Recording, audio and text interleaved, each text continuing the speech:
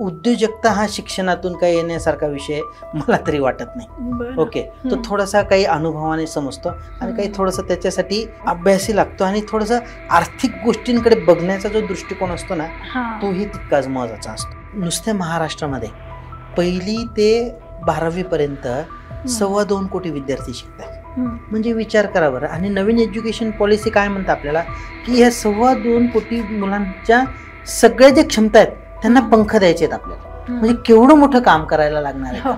आणि त्याच्यामध्ये टेक्नॉलॉजीचा वापर खूप मोठ्या प्रमाणावर करण्याची पॉसिबिलिटीज आहे. दिव्यांग लोकांना पण आहे ना थोडीशी एक सवय अशी लागून गेली की बाबा लोकांनी ना आमच्याकडे सहानुभूतीच्या नजरेने बघावं. बरोबर, आम्ही कसंही करू त्याला पोटात घ्यावं, जे चाललेलं आहे त्याला हो म्हणावं, असं एक थोडंसं दिव्यांग व्यक्तींचाही मानसिकता आहेच. म्हणजे मी ती नाकारू नाही शकत. परंतु दोघं बाजूंनी याच्यामध्ये सरमिसळ होणं गरजेचं आहे. आपल्याकडे ना आई वडिलांची किंवा एकूणच समाजाची जी मानसिकता आहे ना ती थोडीशी नोकरी ओरिएंटेड आहे. म्हणजे माझा मुलगा नोकरीला लागला ना झालं. आपल्याकडे हा वाक्प्रचारच नाही, तो शिकून आहे ना उद्योजक होणार आहे. हा एक भाग आहे ना आपल्याला रुळवण्याची गरज आहे. आर्टिफिशियल इंटेलिजन्स असेल किंवा टेक्नॉलॉजी असेल, उद्या अजून काहीतरी नवीन गोष्टी येतील, याच्याने 101% जॉब्स कमी होणार आहे. मग काय राहतं आपल्या हातामध्ये? तर आपल्या हातामध्ये राहतो स्वतःचा व्यवसाय. ग्रोइंग डॉट्स परख म्हणून. आणि दुसरा एक भाग अजून एक असा आहे की टेक्नॉलॉजीमध्ये आम्ही काम करतो तर आर्टिफिशियल इंटेलिजन्स हा सुद्धा एक महत्त्वाचा टेक्नॉलॉजिकल ॲडव्हान्समेंट आज आपल्याला सगळ्यांना उपलब्ध झालेला आहे, जे खूप स्तरावर त्याचा वापर आता वाढताना दिसतोय. मग आम्ही न्यू एज्युकेशन पॉलिसी आणि आर्टिफिशियल इंटेलिजन्स याचा मेळ घालून आमचं हे ग्रोइंग डॉट्स परक आम्ही हे प्रॉडक्ट तयार केलेलं आहे, ही सर्व्हिस तयार केलेली आहे. आता याच्यामध्ये होतं काय, तर याच्यामध्ये प्रामुख्याने काय गोष्ट आहे की न्यू एज्युकेशन पॉलिसीने लर्निंग आउटकम्स, म्हणजे कोणताही मुलगा ज्या वेळेला शाळेमध्ये जातोय तर तो 5वी मधून 6वी मध्ये जाण्यासाठी जातोय का 5वी मध्ये असताना त्याच्यामध्ये काही ना काहीतरी कॅपेबिलिटीज निर्मितीसाठी जातोय, हा भाग महत्वाचा आहे. मग त्यांनी काय केलं, सिलेबस डेव्हलपमेंट असेल किंवा नॅशनल करिक्युलम फ्रेमवर्क ज्यावेळेला ते डिझाईन झालेलं आहे तर मग त्याच्यामध्ये त्यांनी प्रामुख्याने लर्निंग ऑब्जेक्टिव्ह आणि लर्निंग आउटकम्सवर खूप मोठ्या प्रमाणावर भर दिलेला आहे. म्हणजे एखादं चॅप्टर शिकवलं गेलं मुलांना तर त्याच्यानंतर त्याच्यामध्ये कोणत्या ॲबिलिटीज निर्माण झाल्या पाहिजेत याचं त्यांनी तिथं एक सिस्टमॅटिक मेथड डेव्हलप केलेली आहे. मग आज शाळांसमोर किंवा पालकांसमोरचा मोठा प्रश्न असा आहे की शाळांचाही जरी विचार केला तुम्ही 220 दिवस असतात शाळांना काम करण्याचे. याच्यामध्ये साधारणतः 100 ते 120 चॅप्टर त्यांना शिकवायचे आहेत. बरोबर, त्याच्यानंतर परीक्षा घ्यायच्या आहेत, एक्स्ट्रा करिक्युलम ॲक्टिव्हिटीज घ्यायच्या आहेत आणि त्याच्यामध्ये प्रत्येक स्टँडर्डनुसार 150 ते 200 लर्निंग आउटकम एका वर्गातले 40 मुलांमध्ये किती त्याच्यामध्ये ते क्षमता त्याची विकसित झालेली प्रत्येक मुलाची, याचं असेसमेंट करणं हे अत्यंत कठीण असं काम आहे. पण ती नॅशनल एज्युकेशन पॉलिसीची अपेक्षा तर निश्चित आहे. मग ही ऑब्जेक्टिव्ह आपण कसं अचीव्ह करू शकतो, तर तिथं ग्रोइंग डॉट्स परक कामाला येतं. मग ते कसं येतं तर आम्ही ना याचे 4 पिलर बनवलेले आहेत, असेस, रिलर्न, रिव्हिजन आणि प्रोग्रेस. ओके, ह्या 4 पिलर्सवर ते काम करतं. असेसमध्ये आम्ही काय केलेलं आहे की एखादा चॅप्टर ज्या वेळेला मुलांना शाळेमध्ये शिकवला जातो तर तो शिकवला गेल्यानंतर त्याच्यावरचे जे लर्निंग आउटकम्स आहेत तर त्याचा आम्ही ब्लूम्स टेक्सॉनॉमी या प्रसिद्ध अशा असेसमेंट टेक्नॉलॉजीच्या माध्यमातून आम्ही त्या लर्निंग आउटकमचं असेसमेंट करत असतो. आणि मग त्याच्यावरून तो मुलगा ते लर्निंग आउटकम मध्ये किती पारंगत झालेला आहे, इफिशियंट आहे का, प्रोफिशियंट आहे का, ॲव्हरेज आहे का, बिलो ॲव्हरेज आहे, असं त्याचं एक ॲनालिसिस केलं जातं. आणि मग त्याच्यावरून जिथं तो कमी पडतोय तिथं आम्ही त्याला रिलर्न, म्हणजे त्याला जे लर्निंग आउटकम मध्ये तो वीक आहे ते पुन्हा रिलर्नच्या माध्यमातून त्याला समजेल अशा भाषेतून त्याला AI चा वापर करून आम्ही ते त्याला शिकवत असतो. आणि मग त्याच्यानंतर पुन्हा त्याचं रिअसेसमेंट होतं. आणि मग त्याच्यानंतर आर्टिफिशियल इंटेलिजन्स हा जो सगळा जो डेटा तयार होत आहे त्याचा वापर करून त्याची पालकांसाठी, विद्यार्थ्यांसाठी, शिक्षकांसाठी आणि स्कूल मॅनेजमेंटसाठी व्हेरियस टाइप्स ऑफ रिपोर्ट्स तयार होतात. याच्यातून सगळ्यात आपला ऑब्जेक्टिव्ह असा आहे, आजच्या एज्युकेशन सिस्टममध्ये जर आपण बघितलं ना तर एक गोष्ट प्रकर्षाने आपल्याला काय लक्षात येते की शाळेमध्ये मुलं जातात, शिक्षक त्यांना शिकवतात, कालांतराने एक परीक्षा येईल, विद्यार्थी ती परीक्षा देतील आणि त्याच्यानंतर त्या परीक्षेमध्ये मुलांना कळतं की मला काय आलं आणि काय आलं नाही. आजची शिक्षण आपली पद्धती अशी आहे की मुलं शाळेमध्ये जातात, शिक्षक त्यांना शिकवतात आणि अभ्यास करून मुलं परीक्षेला सामोरं जातात आणि त्याच वेळेला मुलांना कळतं की मला काय आलं आणि काय आलं नाही, परंतु तोपर्यंत उशीर होऊन गेलेला असतो. पण ज्यावेळेला शिक्षक त्यांना शिकवत आहेत त्याच वेळेला जर त्यांचं एक सिस्टमॅटिक पद्धतीने असेसमेंट झालं तर, म्हणजे ॲक्च्युली शिक्षणशास्त्रामध्ये असं म्हटलंय की सातत्यपूर्ण मूल्यमापन हे व्हायला पाहिजे. शिकत असताना रोज त्या मुलाच्या कोणत्या क्षमतांमध्ये विकास झालेला आहे हे तपासण्याची एक प्रोसेस पण दिलेली आहे. तर मला असं वाटतं की तुम्हाला त्याचा अभ्यास पण करावा लागला असेल. हो हो. म्हणजे आता एज्युकेशन फील्डमध्येच काम करत असताना मुलांच्या कॅपेबिलिटीज कशा वाटतील, तर मग असेसमेंट पण करायचं तर नेमकं कसं करायचं. ओके, मग त्याचं ब्लूम्स टेक्सॉनॉमी खूप चांगली पद्धत आहे, ती आम्ही वापरली आणि मग त्याचा वापर करून जर त्यांचं रेग्युलर बेसिसला म्हणजे ज्यावेळेला ते शिकतायत त्याच वेळेला जर त्यांचं असेसमेंट झालं तर आपण आहे ना त्यांच्या अभ्यासामध्ये आमूलाग्र बदल घडवून आणू शकतो. म्हणजे कसं होतं की आज जे मी शिकलो ते लगेच असेस होणार आणि जर ते मला जर नीट समजलेलं नसेल तर मी त्याच्यावर लगेच माझा फोकस तिकडं डायव्हर्ट होणार की जे कमी आहे माझ्यामध्ये किंवा जे मला समजत नाहीये म्हणजे त्याच्यावर माझा फोकस जाईल आणि माझं ते विकनेस टू स्ट्रेंथ हा जो प्रवास आहे तो घडायला विद्यार्थ्याला पर्याप्त वेळ असेल. आज ते आपल्या एज्युकेशन सेक्टरमध्ये होताना दिसत नाही किंवा एज्युकेशन प्रणालीमध्ये ते नाही आहे. तर तो एक गॅप भरण्याचंही काम आम्ही ह्या माध्यमातून करत आहोत. म्हणजे तुम्ही मूल्यमापन करून थांबत नाही आहात, म्हणजे शिक्का याला हे येत नाहीये, हा ह्याच्यात कमी येतो, त्याच्यात बरा येतो, त्याच्यात चांगला आहे, असे शिक्के मारून तुम्ही थांबत नाही आहात. त्या मुलाला संधी देत आहात स्वतःचे विकास स्वतःच करण्याची आणि त्यासाठी तुम्ही तंत्रज्ञान पण वापरता आहात. ह्याचं आहे ना अजून एक खरा बेनिफिट असा आहे की प्रत्येक मुलाचं आहे ना, प्रत्येक मुलगा हा वेगवेगळा आहे. म्हणजे एखाद्याला गणित आवडेल तर एखाद्याला नाही आवडणार, एखाद्याला इंग्लिश आवडेल, असं प्रत्येक एखाद्याला अभ्यासच नाही आवडत आहे फॉर एक्झाम्पल, किंवा एखाद्याला मुलाला आहे ना एखादी गोष्ट एखाद्या पद्धतीने समजत नाहीये. म्हणजे शाळेमध्ये ज्या पद्धतीने शिकवली जाते कदाचित ती त्याला त्या पद्धतीने समजत नाहीये, पण याचा जो फीडबॅक आहे तो शिक्षकांपर्यंत आणि पालकांपर्यंत जाण्याची व्यवस्था नाहीये. पण ही सिस्टम तो फीडबॅक देण्याचं काम करते आणि मग त्याचा फायदा काय होणार, वेळ असताना जर समजत नाही याला वेगळ्या पद्धतीने आपल्याला काही शिकवता येईल का, त्याचा जर हा इंटरेस्टचा पॉइंटच नाहीये तर ठीक आहे त्याला दुसऱ्या क्षेत्रामध्ये आपल्याला स्ट्रॉंग करता येईल का, ही जी मानसिकता पण घडवण्याचा जो भाग आहे तर त्याच्यामध्ये हे खूप महत्वाची भूमिका पार पाडणार आहे. बरं. उद्योजकांनी फक्त संधी शोधून त्याला त्या सापडल्या म्हणजे तो यशस्वी उद्योजक होतो असं नाही, त्याच्या बरोबरीने त्याला त्याचा अभ्यास पण करायला पाहिजे आणि ते त्या पात्रतेला उतरेपर्यंत त्याला तयार करायला पाहिजे. खरंय, तर ते टिकणार आणि विकलं पण जाणार, दोन्ही अर्थाने ते होईल. शेवटी क्वालिटी मॅटर्स आणि दुसरी गोष्ट तुम्ही कशासाठी हे देताय. जर त्याच्याने जर काही उपयुक्तता निर्माण होत नसेल किंवा एखाद्या इश्यूला जर आपण ऍड्रेस करत नसो तर ते कालांतराने ते छान छान म्हणून ते मागेच पडणार आहे. पण तुम्ही ते ठाण्याच्या संस्थेबरोबर काय प्रयोग करता आहात, जिज्ञासा काय? जिज्ञासा ट्रस्ट सोबत आहे ना आम्ही नॅशनल चिल्ड्रन सायन्स हा प्रोग्राम राबवतो. जसं ज्याची मी थोडक्यामध्ये तुम्हाला पहिलेही माहिती दिली. तर त्याच्या माध्यमातून विद्यार्थ्यांमध्ये ना सायंटिफिक मेथोडॉलॉजी डेव्हलप व्हावी आणि त्यांनी कोणत्याही गोष्टीकडे बघताना एका वैज्ञानिक दृष्टिकोनातून बघावं आणि त्याचं गृहीतक जर असेल काही एखादं आपण ॲझम्पशन केलेलं असेल तर ते डेटाने आपल्याला प्रूव्ह करता आलं पाहिजे. म्हणजे असं नाही की मला वाटतं म्हणून जगात काही होत नाही. ओके, तर त्याला काही ना काहीतरी डेटा असायला पाहिजे किंवा मेथोडॉलॉजीने ते प्रूव्ह करता आलं पाहिजे. हा विचार आपल्या मुलांमध्ये आपण कसा रुजवू शकतो हा भाग आम्ही तो जो प्रोजेक्ट आहे तो डिपार्टमेंट ऑफ सायन्स अँड टेक्नॉलॉजीचा प्रोजेक्ट आहे. तो आम्ही त्यांच्यासोबत एक राज्य समन्वयक म्हणून काम करत असतो. बरं, म्हणजे शासनाबरोबर पण तुम्ही काही उपक्रम करता. पण मग ते तुम्ही सुचवले का त्यांचं ऑलरेडी होतं आणि तुम्ही त्याचं प्रवर्तक म्हणून जबाबदारी घेतली? हा तसा उपक्रम चाललेला हा 30 वर्षांपासून. बरं, ओके. आणि जिज्ञासा ट्रस्ट 30 वर्षापासून करत होता, परंतु ज्यावेळेला ते आमच्यापर्यंत अप्रोच झाले तर आम्ही मात्र म्हणजे विषय खूप सुंदर आहे का, म्हणजे आपल्याकडे एक थोडंसं मला कधी कधी हेही वाटतं की चांगल्या गोष्टींना आहे ना पाहिजे तसा सपोर्ट मिळत नाही. किंवा आपण यांना त्या पद्धतीने त्यांच्यापर्यंत पोहोचवते नाही.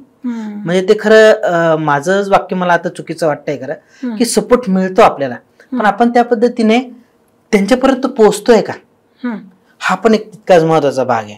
प्रत्येकाला काय हवं असतं, मला काय मिळणार आहे, हा त्याच्या मागचा प्रत्येकाचा दृष्टिकोन असतो.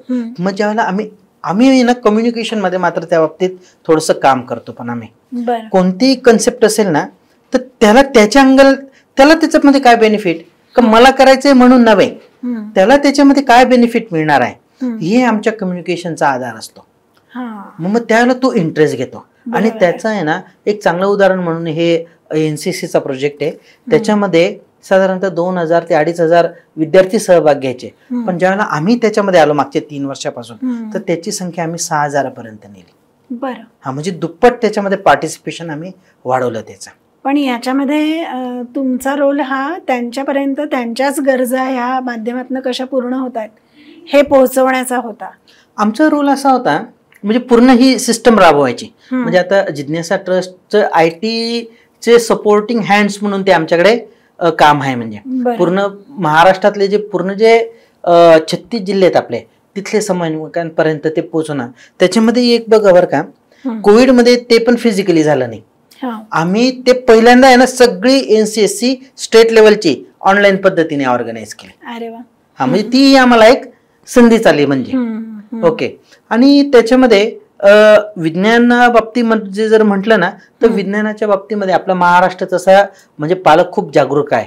मग त्याच्यापर्यंत हे कसं पोहोचवता येईल याच्यामध्ये आम्ही चांगल्या मोठ्या प्रमाणात ते कंट्रीब्युट केलं. अच्छा, थोडासा कळीचा प्रश्न मला विचारायचा आहे की सर्वसाधारणपणे दिव्यांग असले की कुठल्या तरी योजनांचा लाभ घ्यायला लागतो, घ्यावा असा विचार असतो. तुम्हाला बघितल्यानंतर मला असं वाटलं की यांना तर नोकरी मिळाली असते कुठेतरी शासनात, छान जागा राखीवेत, आणखी काय काय योजना आहेत, संधी आहे, हे तिकडे गेले असतील का, तिकडं नकारला असेल का, काय झालं असेल नक्की. पण तुम्ही तर इतके हुशार आणि आहात की तिथे त्यांनी तुम्हाला नाकारण्याचा विषयच येणार नाही, असे सगळे प्रश्न माझ्या डोक्यात येऊन गेले. तर तुम्हाला कधी असं वाटलं का की आपण या योजनांचा लाभ घ्यावा किंवा? खरं जर बघितलं ना तर दिव्यांग व्यक्ती म्हणजे कोण बरं, ह्या मुद्द्याकडे आपण जर गेलो, एक छोटंसं उदाहरण घेऊ आपण. आता मला चालता येत नाही, बरोबर, पण मी तुमच्यासोबत आज इथपर्यंत आलो. कशा पद्धतीने आलो, माझे व्हीलचेअरने आलो. म्हणजे आज व्हीलचेअर माझे काय आहेत, पाय आहेत. ओके. म्हणजे बघा दिव्यांग व्यक्ती माणूसच आहे, पण त्याची तीच गोष्ट ऑपरेट करण्याची पद्धत थोडीशी वेगळी आहे. ओके. म्हणजे कसं की ज्याला दिसत नाही तो ब्रेल लिपीच्या पद्धतीने ब्रेलच्या याच्याने वाचतो किंवा ऐकून तो ते विषय समजतो. गोष्टी काही बदलत नाहीत, माणूस तोच आहे. काही मर्यादा येत नाहीत असं नाही, मर्यादा येतात. म्हणजे आज जरी माझा विचार केला तर मला 100 ठिकाणी जायचं असेल तर मी इतकं सगळीकडे जाऊ शकेल असं नाही, किंवा ॲसेसिबिलिटीचे इश्यूज नाही आहेत का, खूप आहेत. ओके. परंतु ते करत असतानाही दिव्यांग व्यक्तीकडे तो ऑलरेडी आहे, पण त्याची ॲबिलिटी वेगळ्या पद्धतीची. ओके. माणूसच आहे तो. दुसरा एक भाग एक असा आहे की ह्या निमित्ताने खरं मी हे पण म्हणेल की दिव्यांग लोकांना पण आहे ना थोडीशी एक सवय अशी लागून गेली की बाबा लोकांनी ना आमच्याकडे सहानुभूतीच्या नजरेने बघावं, बरोबर, आम्ही कसंही करू त्याला पोटात घ्यावं. ओके. जे चाललेलं आहे त्याला हो म्हणावं, असं एक थोडंसं दिव्यांग व्यक्तींचाही मानसिकता आहेच. म्हणजे मी ती नाकारू नाही शकत, परंतु दोघं बाजूंनी याच्यामध्ये सरमिसळ होणं गरजेचं आहे. म्हणजे शासनाच्या माध्यमातून म्हणा किंवा एकूणच समाजाच्या, म्हणजे आता एक उदाहरण देतो. गावाकडे आहे ना पूर्वी कदाचित आहे ना असे पण मी स्वतः पण बघितलेले, म्हणजे मी अनुभवलेले आहेत, लंगड्या म्हणणार असणार, ओके, मारून पळून जाणार असणार मुलं. म्हणजे मी ज्यावेळेला आमच्या गावामध्ये खेळायचो, आमच्याच गल्लीमधले मुलं, माझेच मित्र, मला मारून पळून जाणार. मारून पळून जाणं हे कोणालाही होणार, पण मी चालू नाही शकत ना, मी त्याचा पाठलाग करू शकेल का? हा तसा जर म्हटला तर खूप मोठा विषय हा. म्हणजे माझ्यामधली इनएबिलिटी दाखवण्याचा तो विषय खरा, बरोबर. परंतु आता तसं कमी व्हायला लागलेलं आहे. म्हणजे मला आमच्या ग्रामीण भागाचा आणि शहरामध्ये एक फरक जाणवला. आता मी जर कुठे जात असेल ना तर चौकामध्ये जरी असेल, व्हीलचेअर येते ना तर तो 10 फुटाने तो माणूस थांबून जरी जाईल. काही लोक असे समाजामध्ये बदल पण घडायला लागलेला आहे. आणि म्हणून हे दोघांची सरमिसळ होणं खूप गरजेचे. दिव्यांग व्यक्तीने सुद्धा तू माणूसच आहेस बाबा, तुला ॲबिलिटी प्रूव्ह करायलाच लागेल. कारण जर आपण जी गोष्ट करतोय त्याच्यात पैसे जर मागतोय तर त्याची ते डिलिव्हरी पण आहे ना, हा भाग त्यालाही समजायला लागेल. आणि दुसऱ्या समाजाकडून काय की त्याचे जे लिमिटेशन्स आहेत ना त्याला फक्त तुम्ही काय करा, त्याला थोडस सहकार्य करा की जेणेकरून तो तिथं येईल, रुळेल, त्याची जी काय ॲबिलिटी ती तो तिथं एक्सप्रेस करेल. म्हणजे आज खूप दिव्यांगही आहेत का, असं नाही की नाही आहेत, परंतु प्रोपोर्शन कमी आहे आणि त्याला सामाजिक अँगल पण आहेत. म्हणजे याच्याने ना मी एक, तुम्ही हा विषय काढला म्हणून बोलतो की दिव्यांग व्यक्ती असल्या कारणाने थोडेसे लिमिटेशन्स येतात. ओके, शारीरिक असतील किंवा काय, तो शाळेमध्ये तितका जाऊ शकत नाही. तो जसा दुसरा मुलगा म्हणजे जो दिव्यांग नाहीये तो ज्या पद्धतीने सगळं ऍक्सेप्ट करतोय याच्यामध्ये त्याला मर्यादा आहेत. ओके, त्याच्याने त्याची एकूण क्षमतावाढीमध्ये पण मर्यादा येतात. ओके, मग ह्या जर क्षमतावाढीमध्ये ज्या मर्यादा आहेत ह्या गृहीत धरूनही त्याची जी आर्थिक जी क्षमता आहे ती डेव्हलप होत नाही त्या व्यक्तीची. आणि एकूणच समाजाचा दृष्टिकोन असा आहे की पैसे तिथं म्हणजे जिथं गुळ तिथं मुंग्या. ओके, ह्या नियमाने सगळं समाज चालत असतो. तर मग त्या केसमध्ये तो दिव्यांग व्यक्ती जर पैसे कमवत नसेल ना, घरामध्येही त्याची जी सामाजिक व्हॅल्यू ज्याला म्हणतो आपण, किंमत, ती कमी होत राहते. त्याच्या विचारांना पाहिजे तसं ऍक्सेप्ट केलं जात नाही. हाही भाग आहे. बरोबर आहे. म्हणून त्याला या विविध दृष्टिकोनातून म्हणजे सहकार्याच्या भावनेतून आपण त्याला पुढे नेणं ही तितकंच गरजेचं आहे. आणि दिव्यांगांकडून हीच अपेक्षा आहे की तुम्ही डिलिव्हर करा.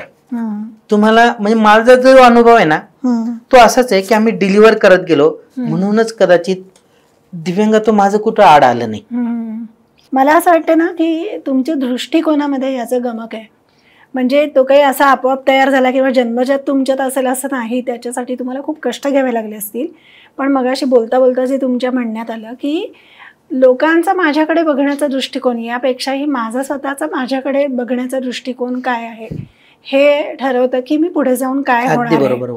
म्हणजे तुमचं अवलंबित्व हे तुम्ही स्वतः स्वावलंबनाकडे नेलत आणि त्यातही तुमची ताकद जी आहे ती जास्तीत जास्त वाढवलीत. त्यामुळे तुमचं अवलंबित्व हे अगदी लिमिटेड छोट्याशा एरियापर्यंत आणून पोहोचवलं आणि ही तुमची जास्त मोठी ताकद आहे असं मला वाटतं.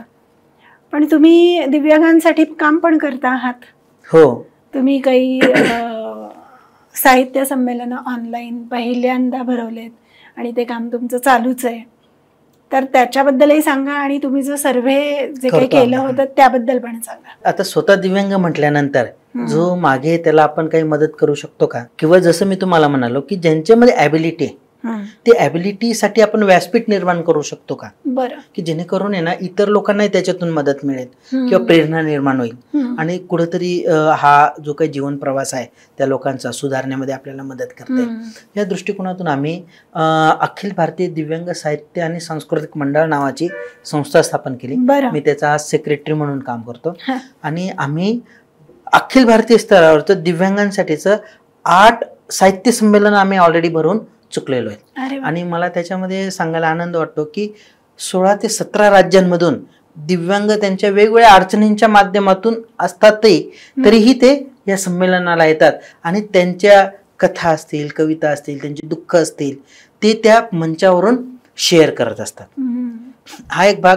आणि त्याला राष्ट्रपतीपासून सगळे मान्यवर त्या उपक्रमाला येऊन गेलेले आहे. आणि तसाही तो उपक्रम आहे ना भारतामधला एकमेव उपक्रम आहे की जो दिव्यांगांसाठीच हे स्वतंत्र व्यासपीठ आहे की तिथे त्यांनी यावं, त्यांच्या भावना, त्यांचा अनुभव आणि त्यांचं कर्तृत्व एक्सप्रेस करावं. या 2 दिवसाच्या कार्यक्रमामध्ये आम्ही पूर्ण 2 दिवस एक सुद्धा अव्यंग म्हणजे दिव्यांग नसलेला व्यक्ती स्टेजवर येत नाही. बरं, पूर्ण सगळं जे चालतं ना सगळे दिव्यांग करतात आणि जे बाकीचे जे सगळे लोक असतात ते पुढे बसून त्यांचं ऐकतात. हा एक भाग आहे.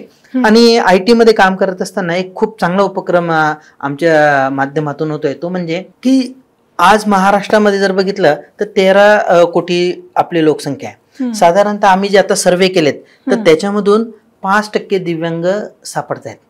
ओके, म्हणजे लोकसंख्येच्या 5% दिव्यांग सापडत आहेत. पण ते कोणत्या प्रकारचे आहेत, त्यांची सामाजिक, आर्थिक, शारीरिक, मानसिक, नंतर त्यांची व्यावसायिक दृष्टिकोनातून त्यांची आर्थिक नेमकी परिस्थिती काय, किंवा ज्या 50 प्रकारच्या शासनाच्या योजना चालवल्या जातात, कोणत्या योजना कोणत्या लोकांपर्यंत पोहोचलेल्या आहेत. ओके, तर याचं सगळं सर्वे केला जातो. म्हणजे त्याच्यामध्ये एका दिव्यांगाची 87 पद्धतीने माहिती कलेक्ट केली जाते. ओके, 87 प्रश्न आहेत त्याच्यामध्ये. आणि मग असं त्याची जी पूर्ण जी सिस्टम आहे ती आमच्या ऍपच्या माध्यमातून ती पूर्ण सिस्टम आमच्या संस्थेने बनवली. आणि आतापर्यंत 7 जिल्ह्यांचा सर्वे पूर्ण झालेला आहे. त्याच्यामध्ये 20 ते 25 लाख घरांचं घरोघर जाऊन स्कॅन झालेले आहेत ते. आणि त्याच्यानंतर त्याच्यामधून जे लाखो जे दिव्यांग मिळालेत तर त्याचे जे शासकीय जे यंत्रणा आहेत तर त्यांच्या मदतीने मग त्यांची UDID कार्ड असतील, त्याच्यानंतर त्यांना आता 6 वर्षापर्यंतची जी मुलं असतात त्यांना जर कॉक्लिअर इम्प्लांट करून जर ते मशीन जर बसवलं गेलं तर त्यांना ऐकण्याचा जो प्रॉब्लेम आहे तो पूर्णपणे आपल्याला दूर करता येतो. तर मग अशा गोष्टी आयडेंटिफाय करून त्या सगळ्या त्यांना मग सहाय्यक साधनं असतील किंवा चष्मे असतील, जे काही असेल ते शासनाच्या माध्यमातून त्यांना योजना पोहोचवल्या जातात. किंवा संजय गांधी सारखी एक योजना आहे की ज्याच्यामध्ये ज्यांचं रजिस्ट्रेशन नाही आहे तर त्यांना ते दिलं जातं. याच्यामधून एक गोष्ट मला तुम्ही विषय छेडला म्हणून सांगतो की काही काही घरं अशी आहेत की ज्यांच्यामध्ये 5-6 लोक दिव्यांग आहेत. बरं, म्हणजे विचार करा बरं, काय क्रिटिकल परिस्थिती असेल त्या घराची. याच्याकडे ज्यावेळेला या सर्वेच्या माध्यमातून शासनाचं लक्ष जातं तर त्यांचं आपल्याला उत्थान करायला त्याच्यातून मदत होते. आणि मला खरंच आनंद वाटतो की ही सगळी सिस्टम आम्ही बनवली. याच्या माध्यमातून मी आतापर्यंत साधारणतः 10,000 अशा त्यांचं दिव्यांगांचे प्रकार ओळखण्याचं प्रशिक्षण सुद्धा दिलेलं आहे. अरे वा, बरं. म्हणजे तुम्हाला आता दिव्यांग म्हणणं म्हणजे आम्हाला लाज वाटण्यासारखं आहे. तुम्ही आधार ठरलेले आहात, लाखो लोकांचे आणि लाखो कुटुंबांचे आधार ठरलेले आहात. आता पुन्हा आपण आपल्या व्यावसायिकतेकडे येऊया, कारण आमचे अमृतचे सगळे प्रेक्षक वर्ग जो आहे त्यांना तुमच्यात तर इंटरेस्ट आहेच आहे, पण तुम्ही व्यावसायिक म्हणून कसे उभे राहिलात यात पण इंटरेस्ट आहे. तर मला हे सांगा की आता किती तुमच्याकडे कर्मचारी किंवा तुमचे सहकारी किती आहेत अंदाजे? आमची सध्या जी टीम आहे ना, आम्ही इन हाऊस म्हणजे ज्याला आपण पेरोलवर म्हणतो असे आम्ही 7 लोक आहोत. बरं. त्याच्यानंतर आमचे जे फ्रीलान्सर जे टीचर्स आहेत जे आम्हाला सगळं कंटेंटचं काम करतात हे आमची एक 25 ते 30 शिक्षकांची टीम आहे, ज्यांच्याकडून आम्ही जशी गरज असते आम्हाला तसं आम्ही त्यांच्याकडून कंटेंट करून घेतो. आणि जे सेल्सचं जे मेकॅनिझम आहे त्याच्यामध्ये आमचे एक 50 लोक आहेत जे वेगवेगळ्या जिल्ह्यांमध्ये आम्ही त्यांना रेव्हेन्यू शेअरिंग या बेसिसवरती आम्ही काम करत असतो त्यांच्यासोबत. अरे वा. हा, अशा पद्धतीने म्हणजे नाही म्हटलं तरी आज ग्रोईंग डॉट्सचे जे हक्काचे जे लोक आहेत असे 100 लोकांपर्यंत. अरे वा, मस्त. म्हणजे 100 लोकांचं घर चालतंय ह्याच्यातनं. आपण जे म्हणतो ना की उद्योजक कशासाठी व्हायचं, तर दुसऱ्याकडे नोकरी करण्यापेक्षा दुसऱ्यांना नोकरी देणारा व्हावं, ते तुम्ही सार्थ करून दाखवलेत. मला हे सांगा, उद्योजकाला नेहमी ह्या गोष्टीला तयार राहायला लागतं की त्याचा जो आलेख आहे तो कधी वर चढेल आणि कधी स्टेडी होईल आणि कधी खाली जाईल याचा काहीही अंदाज नसतो. आणि अनेकदा अनपेक्षित अडचणींनाच त्याला सामोरं जायला लागतं.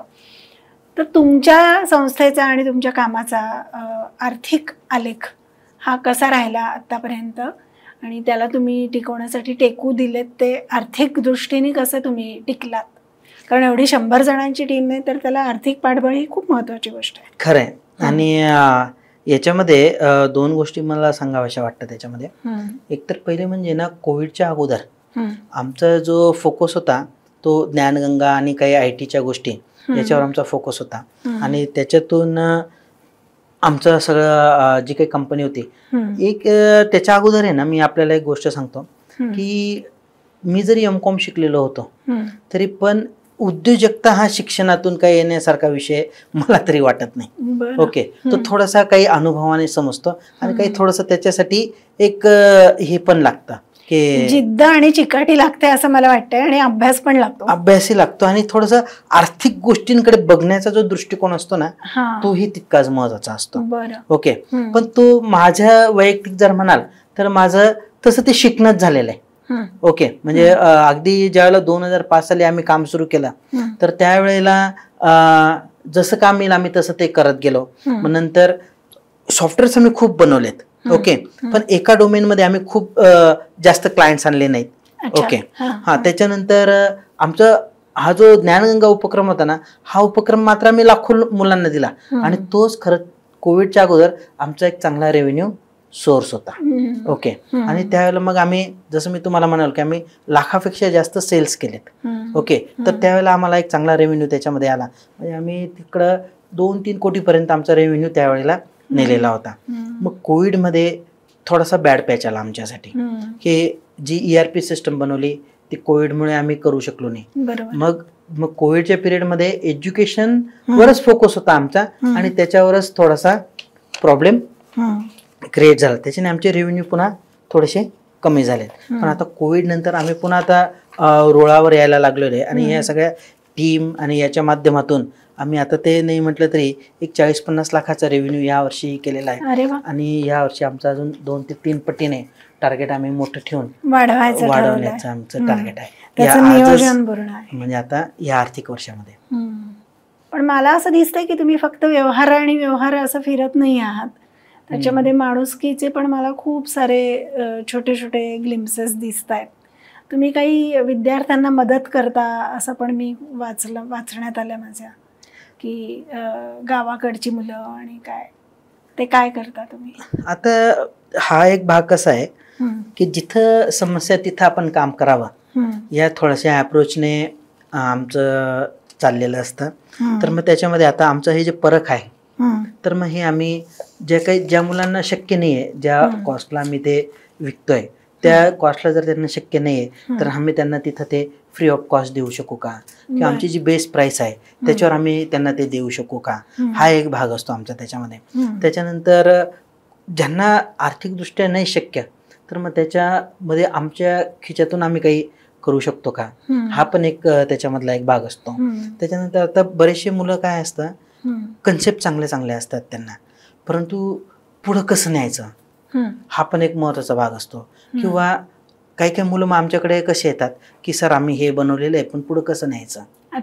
मग त्याच्यासाठी काही ब्रिजिंगचं काम करता येईल का, जरी ते आम्ही करत नाही तर मग जे काही रिसोर्सेस आहेत त्यांच्यापर्यंत पोहोचवता येईल का आपल्याला ते. ह्या पद्धतीने जे काही आउट ऑफ व्यवसाय पण जाऊन जेवढी मदत करता येईल तेवढं करत असतो. मागे एक मुलगा होता, त्याने केमिस्ट्री शिकवण्याचा एक बॉक्स बनवलेला होता. म्हणजे तो खूप चांगला त्याने बनवलेला होता. त्याचे त्याने ट्रायल वगैरे घेतले पण पुढे कसं जावं ते त्याला कळत नव्हतं. मग आम्ही त्यांना इकडं जे काही इन्क्युबेटर सेंटर्स असतात त्याच्यासोबत आम्ही त्यांना कनेक्ट करून दिलं की तू आता त्यांच्यासोबत कनेक्ट होऊन ते तुला चांगल्या पद्धतीने गाईड करू शकतील. ह्या दृष्टिकोनातून त्या मुलांना आम्ही मदत करत असतो. आणि दुसरा एक भाग अजून की विज्ञानामध्ये दिव्यांग मुलांना पण आणणं खूप महत्वाचा विषय. म्हणजे ते मागे पडतायत तर मग त्यांच्या दृष्टिकोनातून त्यांना विज्ञानात आणणं, त्यांना मोटिवेट करणं, या दृष्टिकोनातूनही काही गोष्टी करत असतो. बरं, तुमच्या टीम मध्ये कोणी आहेत की नाही? हो आहे ना. माझाही तो एक ज्यावेळेला मी हा विचार मांडतो ना की दिव्यांगाला आपण आर्थिक सबल करायला पाहिजे, तर मग हा आमच्या कंपनीचाही अप्रोच तोच आहे. आता आमचे जे 7 लोक आहेत त्याच्यातले 2 म्हणजे मी सोडून 2 लोक अजून दिव्यांगच आहेत. ओके. जे खास करून जे सपोर्टचं जे काम करतात तर मग ते त्यांच्या घरीच असतात परंतु फोनवर अवेलेबल असतात, काय जे असेल ते करत असतात. तर तो एक म्हणजे आणि इन फ्युचरमध्ये जसं आमची टीम वाढेल तर ह्या दिव्यांग व्यक्तींना आर्थिक कसं आपल्याला सबल करता येईल की जेणेकरून त्यांना जीवनामध्ये स्टेबल होण्यासाठी मदत होऊ शकेल, हा अप्रोच सातत्याने राहीलच. मला एक विचारायचं, आता शिक्षणातच तुमचं काम आहे, वेगवेगळे ॲप्स तुम्ही तयार केलेले आहेत, तर मराठी भाषेला याची कशी मदत होईल असं तुम्हाला वाटतंय? आजची खरी परिस्थिती अशी आहे की 8वी-9वी पर्यंत जी जाणारे मुलं आहेत त्यांना मराठी सुद्धा काही मुलांना वाचता येत नाही. अशी परिस्थिती आपल्याला नाकारून चालणार नाही. जे सत्य आहे ते सत्यच आहे. तर मग यांच्यासाठी टेक्नॉलॉजीचा वापर म्हणा किंवा आर्टिफिशियल इंटेलिजन्सचा वापर म्हणा, याच्या माध्यमातून आपण त्यांना भाषा कशी शिकू शकतो, हा एक आहे ना प्रकर्षाने आमच्यावर आदळला जाणारा एक प्रश्न आहे. की ज्यावेळेला आम्ही शाळांशी बोलतोय तर त्यावेळेला हे प्रकर्षाने शिक्षक सांगतायत की तुम्ही आम्हाला सांगतात की मुलांमध्ये अशी प्रगती होईल, तशी होईल, हे होईल, ते होईल, पण जी मुलं मागेच आहेत त्यांच्यासाठी काय आहे तुमच्याकडे? ओके, हे ज्यांना वाचता येतं, लिहिता येतं, जे थोडंफार करतायत त्यांच्यासाठी हे तुमचं खूप सुंदर आहे, पण जे मुलांमध्ये त्या दृष्टिकोनातून पण इनॅबिलिटी आहे तर त्यांच्यासाठी तुम्ही काय करताय? तर हा आहे ना आमचा एक येणाऱ्या कालावधीमध्ये एक महत्वाचा एक विषय आम्ही घेणार आहोत की शालेय स्तरावर जी मुलं मागे पडतायत भाषेच्या दृष्टिकोनातून, आपली जी भाषा आहे त्याच्यामध्ये जर ते मागे पडतायत तर त्यांना आपण कसं पुढे आणू शकू, हा एक मात्र त्याच्यावर एक सिस्टम डेव्हलप करावी आणि ते अशी सिस्टम असावी की ज्याच्यातून आहे ना त्याला उत्साही व्हावा की अरे बाबा मी हे शिकत नाहीये, मी हे करतोय आणि ते त्याच्यामध्ये रुजत चाललेले, भाषा रुजत चाललेली, हा एक थोडासा विचार चाललेला आहे, विश्वास पण येतो की मला हे येऊ शकतं. तर तो एक भाग आहे. आणि सगळ्यात महत्वाचा मुद्दा कोणता आहे की जे मला लिहायचंय, परीक्षा पद्धती म्हणजे शिक्षण पद्धती, मला लिहायचंय, मला वाचायचंय, मला आकलन करायचंय आणि त्याच्यामध्ये भाषेचा खूप महत्वाचा रोल आहे. ओके, आणि त्याच्यामध्येच जर मी पारंगत नाही किंवा त्याच्यामध्येच जर मी कमी आहे तर हा मोठा प्रश्न आहे त्या मुलांच्या दृष्टिकोनातून. म्हणजे त्यांच्यामध्ये ॲबिलिटी नसेल असं नाही, पण ही एक भाषा ते लिहू शकत नाहीत, वाचू शकत नाहीत चांगल्या पद्धतीने, त्याच्यामुळेही ते मागे पडतात. हा एक महत्वाचा अँगल आहे. खरंच आहे, भाषा ही फक्त लेखन वाचनात अडकलेली नाहीये. भाषेची ताकद ही खरं म्हणजे समजेकडे जाते. खरंय, अगदी बरोबर. ज्याला भाषा येतेय त्याची समज चांगली ही वस्तुस्थिती आहे. दुर्दैवाने लोकांनी ती परीक्षा तंत्रात अडकून ठेवली काही. आणि तुम्हाला आता तुम्ही व्यावसायिक आहात, व्यावसायिकाचं एक तुमचं आता स्फुल्लिंग तुमचं दिसायला लागलं इथे की नुसतं तुम्हाला ॲप बनवून नाही चालणार, तर त्या वृत्तीमध्ये पण तुम्हाला काहीतरी बीज पेरायला लागतील की भाषेची ती ताकद जर तुमच्या म्हणजे तुम्हाला लक्षात येतेच येते तर ते टिकेल आणि वाढेल आणि त्याचा खरंच मुलांना उपयोग होईल, अगदी शिकण्याला उपयोग होईल, शिक्षणाला उपयोग होईल. आणि त्याचा संबंध आहे ना आत्मविश्वासाशी सुद्धा आहे की बाबा मला जे उमगलंय, मला जे समजलंय ते मी जर तुमच्या समोर जर एक्सप्रेस केलं आणि ते जर तुम्हाला ते पटलं तर त्याचा फीडबॅक म्हणजे माझा आत्मविश्वास वृद्धी. तर आता पुढचा विचार तुम्ही कसा करता आहात? आता ह्या टेक्नॉलॉजीमुळे किंवा AI मुळे म्हणा तुम्ही की ना आता आमचं एक क्षेत्र खूप विस्तारत आहे. ओके, आज जर तुम्ही जर विचार जर केला तर नुसत्या महाराष्ट्रामध्ये 1ली ते 12वी पर्यंत 2.25 कोटी विद्यार्थी शिकतात. बरं, ओके, म्हणजे विचार करा बरं. आणि नवीन एज्युकेशन पॉलिसी काय म्हणतं आपल्याला की ह्या 2.25 कोटी मुलांच्या सगळ्या ज्या क्षमता आहेत त्यांना पंख द्यायचे आहेत आपल्याला. म्हणजे केवढं मोठं काम करायला लागणार आहे खरं जर म्हटलं तर. खरंय.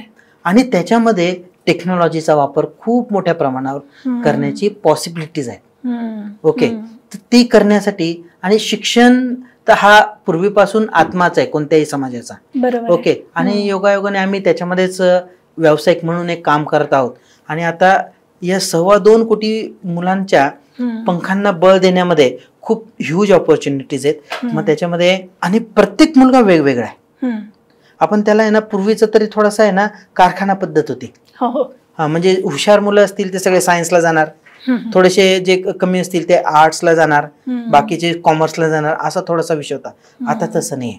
तुम्हाला करिअरच्याही आहेत ना अजून काय आपल्याला मदत करते गोष्ट ती म्हणजे टेक्नॉलॉजीने ना जे फिजिकल बाउंड्रीज ज्यांना म्हणतो आपण ते तुटतायत. म्हणजे आज आम्ही इथं पुण्यामध्ये बसून आम्ही भारतभर काम करतोय. GMRTचा प्रोजेक्ट आम्ही भारताच्या बाहेर नेलेला आहे. बरोबर. सेम गोष्ट आपले मराठी तरुण सुद्धा सेम गोष्ट करू शकतात.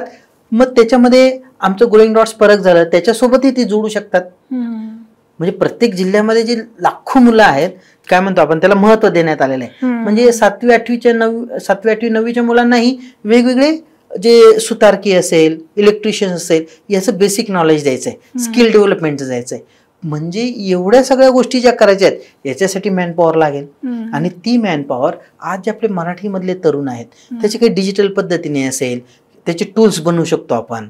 ओके, किंवा त्यांना जे समजत नाही ते आर्टिफिशियल इंटेलिजन्सच्या माध्यमातून पर्सनलाइज लर्निंग असेल, असेसमेंट असेल, त्याच्यामध्ये आपण ते काम करू शकतोय. म्हणजे अपॉर्च्युनिटीज ह्यूज आहेत, कारण आपल्याकडे संख्या खूप आहे.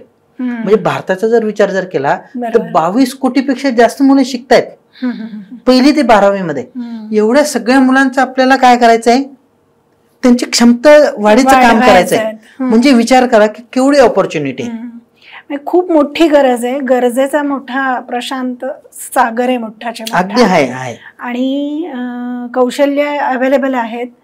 फक्त एक गरज आहे की ती गरज आणि आपल्याकडे असलेलं कौशल्य, म्हणजे ते त्या गैरसमजातनं, सगळे आहेत गैरसमजात असं माझं म्हणणं नाही, पण असतीलच तर त्यातनं बाहेर पडायला पाहिजे. की तंत्र शिकलो, शिक्षण घेतलं, डिग्री मिळाली म्हणजे मी व्यावसायिक व्हायला तयार झालो, असं नाही आहे. तुमच्या उदाहरणातनं अमृतचे जे कोणी म्हणजे लाभार्थी असतील किंवा आपले सगळ्याच प्रेक्षक वर्ग जो कोणी आहे त्या सगळ्यांपर्यंत हा मुद्दा पोहोचला असेल आत्तापर्यंत की माझ्याकडे असलेलं कौशल्य, माझ्याकडे असलेली माणुसकी, माझी शिकण्याची गरज आणि समोरच्या व्यक्तीची गरज आणि त्याला नेमकं काय हवं याचा खोलवर असलेला अभ्यास, या सगळ्याचा मेळ जर आपल्याला घालता आला तर आपण यशस्वी उद्योजक होऊ शकतो. अगदी निश्चित होऊ शकतो. आणि इथं मला तुमच्याच या गोष्टीला मी थोडंसं अजून असं जोडू इच्छितो याच्यामध्ये की आपल्याकडे ना आई वडिलांची किंवा एकूणच समाजाची जी मानसिकता आहे ना ती थोडीशी नोकरी ओरिएंटेड आहे. बरोबर. म्हणजे माझा मुलगा नोकरीला लागला ना झालं, किंवा लहानपणापासूनच हा तू शिकून काय होणार आहे, नोकरी करणार आहे. आपल्याकडे हा वाक्प्रचारच नाही, तू शिकून आहे ना उद्योजक होणार आहे. हा एक भाग आहे ना आपल्याला रुळवण्याची गरज आहे. तो सोपा नाहीये, परंतु तो एक स्वातंत्र्य देत असतो. म्हणजे मला ह्या उद्योजकतेतलं मला काय आवडलं बरं, हा खरं माझ्यासाठी पण महत्वाचा चिंतनाचा विषय. मला काय आवडलं तर माझं कदाचित ना एक कुठं ना कुठं असं होतं की मला काहीतरी नवीन करायचं असतं. त्या गोष्टीला या उद्योजकतेनं मला खूप म्हणजे साथ दिली. मला असं कोणी बर्डन नाही आणलं की तू ह्याच रस्त्यावर चाल, तुला हेच करायचंय. नाही, मी स्वतः उद्योजक असल्या कारणाने मला जे गरज वाटली, जे योग्य वाटलं ते मी करण्याची ॲबिलिटी किंवा ते या उद्योजकतेच्या माध्यमातून तुम्हाला ते मिळत गेलं ते तुमची एनर्जी आहे आणि ती माझी जीवनाची एनर्जी ही बनली. खरं म्हणजे मला जसं मी तुम्हाला सुरुवातीला म्हणालो ना, माझ्या आयुष्यामध्ये ध्येय संपून गेलेलं होतं. त्यावेळेला मी न्यूनगंडात म्हणा किंवा मी निराश झालेलो होतो जीवनाच्या बाबतीमध्ये. ती या उद्योजकतेने ना मला व्हिजन दिलं, ध्येय दिलं आणि त्या जोडीवरच खरं मी माझा हा 20 वर्षाचा प्रवास करू शकलो. आणि अजून पुढे जायचंच आहे आपल्याला लांब. हो, पुढे जायचंच आहे. आमच्या प्रेक्षकांना आणि युवकांना, नवीन उद्योग व्यवसाय सुरू करण्यासाठी उत्सुक असलेल्या सगळ्या लोकांना तुम्ही काय सांगाल? मला 2-3 गोष्टी सांगाव्याशा वाटतात की मित्रांनो, जसा दिवस जाणार आहेत ना तशा नोकरीच्या संधी कमी होणार आहेत. कारण आता आर्टिफिशियल इंटेलिजन्स असेल किंवा टेक्नॉलॉजी असेल, उद्या अजून काहीतरी नवीन गोष्टी येतील, याच्याने 100% जॉब्स कमी होणार आहेत. बरोबर. मग काय राहतं आपल्या हातामध्ये, तर आपल्या हातामध्ये राहतो स्वतःचा व्यवसाय आणि तिथं आपण यायला पाहिजे. तो सोपा मार्ग आहे का?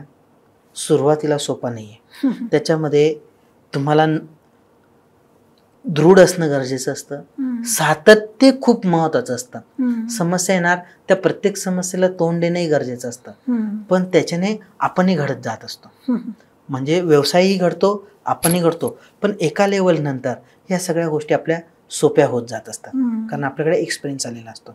हेही मी सांगेल. दुसरी गोष्ट अशी आहे की थोडंसं उद्योजकतेकडे बघून सामाजिक अँगल आपल्याला आहे ना बॅरियर आहेत. म्हणजे जो नोकरीला मुलगा आहे त्याला बायको लवकर मिळेल, ओके, तर ह्या सामाजिक गोष्टींमधून पण आहे ना समाजाने पण बाहेर पडणं गरजेचं आहे. आपल्यावर जे मतं लादले जातात तेही त्याच्यातूनही बाहेर पडणं गरजेचं आहे. हा एक भाग मला सांगावा असं वाटतो. आणि अपॉर्च्युनिटीज ह्यूज आहेत. म्हणजे आता आहे ना आपण नुसतं महाराष्ट्रालाच, गावालाच किंवा देशालाच आपण बाजारपेठ समजायला नको, आपण हे ना जागतिक विचार करायला पाहिजे. एक छोटंसं उदाहरण घ्या तुम्ही की एका ठिकाणी मी बघत होतो, शेतीमध्ये ड्रोनचा वापर करून त्या व्यक्तीने 150 कोटी व्हॅल्यू असलेली कंपनी बनवली. म्हणजे या नवीन ऑपॉर्च्युनिटीचाच हा भाग आहे ना. आम्ही म्हणजे जर म्हटलं तर आज मी ज्या क्षेत्रामध्ये काम करतो एज्युकेशनमध्ये 22 कोटी विद्यार्थ्यांचं माझ्यासमोर ऑब्जेक्टिव्ह आहे. म्हणजे मी जेवढं करेल तेवढं कमीच आहे. याच्यामध्ये खूप ऑपॉर्च्युनिटीज आहेत, पण दृष्टिकोनही तितकाच महत्वाचा आहे. त्याच्यावर चालणं, सातत्य ठेवणंही तितकंच महत्वाचं आहे. आणि मला वाटतं की महाअमृत सारखी संस्था तर त्यांच्या पाठबळाला जर आली तर मला वाटतं याच्यामधल्या ज्या काही अनसर्टनिटी आहेत त्या निश्चितच कमी व्हायला याच्यातून मदत होतील. आणि त्याच्यातून एक चांगला उद्योजक घडायला निश्चितच याच्यातून खूप चांगला आपल्याला एक व्यासपीठ ही उपलब्ध होईल असंही मला वाटतं. आणि हे प्रयत्न आपण सगळ्यांनीच मिळून अजून जोराने करायला पाहिजे असंही एक वाटतं. आणि हा उद्योजकतेचा जो प्रवास आहे किंवा जो थॉट प्रोसेस आहे तो अजून सामाजिक लेवलने तरुणांमध्ये आपल्याला चांगल्या पद्धतीने प्रतिबिंबित कसा करता येईल या दृष्टिकोनातून प्रयत्न करायला हवेत. नक्की. आणि तुम्हाला जे काही मोठं व्यापक मोठं काय म्हणूया क्षितिज दिसतंय तर ते क्षितिज तुम्ही तिथपर्यंत पोहोचावत यासाठी आमच्या तुम्हाला खूप खूप शुभेच्छा आणि मनापासून आभार. पण नुसते आभार मानून तुमची सुटका नाही होणार आहे. अमृतच्या मार्फत जे कोणी येणार आहेत मागणी करायला की आम्हाला अशा पद्धतीने IT क्षेत्रात मराठी भाषेच्या विकासासाठी प्रशिक्षण घ्यायचं आहे, स्वतःचा व्यवसाय उभा करायचा आहे, तर तिथे आम्हाला तुमची साथ लागणार आहे आणि त्याला तुम्ही खंबीरपणे पाठीशी उभं राहणार आहात याची आम्हाला खात्री आहे. त्यामुळे आपण एकत्र राहूया, ऋणात राहूया एवढंच मी म्हणते. धन्यवाद. खूप खूप आभार. मराठी भाषेशी संबंधित व्यवसाय होऊ शकतो, तो फार फार तर छंद असू शकतो. यावर पोटापाण्याची व्यवस्था कशी होईल असा प्रश्न नेहमी विचारला गेला.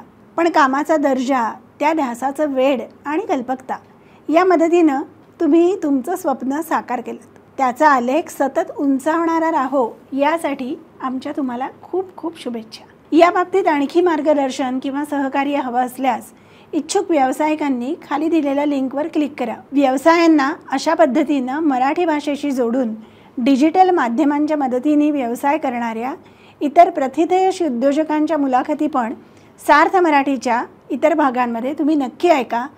धन्यवाद. नमस्कार. मराठी भाषेला अभिजात दर्जा मिळाला आणि संपूर्ण महाराष्ट्रामध्येच नाही तर जगभरच्या मराठी भाषिकांमध्ये एक आनंदाची लहर पसरली. हा अभिजात दर्जा मिळण्यामध्ये महाराष्ट्र राज्याच्या मराठी भाषा विभागाचा खूपच महत्त्वाचा वाटा होता आणि प्रयत्न होते. अनेक वर्षांची मेहनत होती. आता अभिजात दर्जा मिळाल्यानंतर मराठी भाषेच्या संदर्भात खूप वेगवेगळ्या पद्धतीने विचार सुरू झाले आणि त्यातूनच आता मराठी भाषा विभागाने एक अतिशय नवीन असा उपक्रम हाती घेतला आहे आणि त्याबद्दलच मी तुमच्याशी बोलणार आहे. आपल्याला कल्पना आहे की मराठी भाषेमध्ये प्रावीण्य असणं, मराठी भाषेवरती प्रेम असणं हा एक सांस्कृतिक आणि साहित्यिक महत्त्वाचा भाग आहे. पण आता बदलत्या काळामध्ये याच्याकडे आर्थिक दृष्टिकोनातून बघता येईल का असा एक विचार पुढे आला आणि म्हणूनच मराठी भाषेशी संबंधित रोजगाराच्या आणि स्वयंरोजगाराच्या कोणत्या संधी असू शकतात याची एक यादी आम्ही तयार केली आणि त्याच्यावरून असं लक्षात आलं की खूप संधी आहेत, वेगवेगळ्या प्रकारच्या संधी आहेत.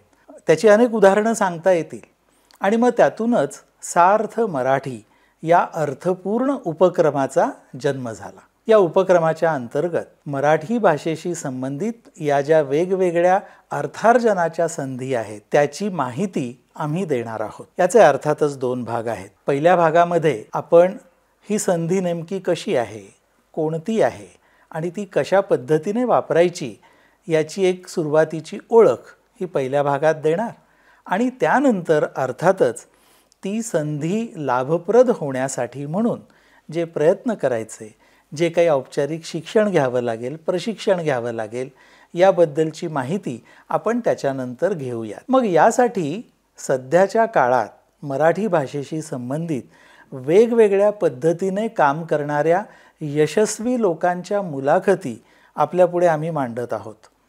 म्हणजे मराठी भाषेत प्रावीण्य आहे, मराठी भाषेवरती प्रेम आहे आणि याचबरोबर मराठी भाषेशी संबंधित विषयामध्ये मी अर्थार्जन करतो आहे असं सांगणारे अनेक यशस्वी तरुण, अनेक लोक या महाराष्ट्रात आहेत.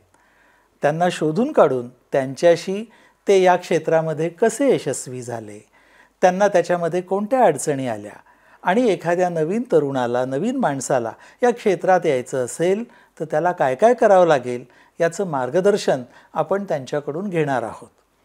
एक गोष्ट लक्षात घेतली पाहिजे की मराठी भाषा ही मोठ्या भाषिक समूहांपैकी एक आहे.